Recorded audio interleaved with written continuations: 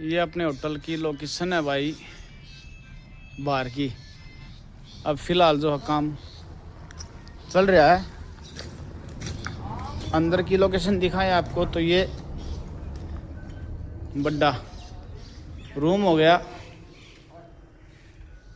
ये rack, freeze, काफ़ी अपने सारे अपने हैं। और लोकेशन बिल्कुल जो भोवाड़ा पेट्रोल पंप है वो से निकलते ही उसके सामने ये अपना प्लाट है भाई।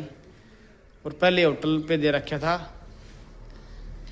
और अंदर की बात करें तो भाई अंदर भी पूरा बन रहा है। ये मेंटेनेंस चल रहा है, इनकी साफ सफाई चल रही है। अंदर ये बन रही है कमरे। और एक कमरा भाई यो है, इसका रंग रोगन और ये साफ सफाई चल रही है।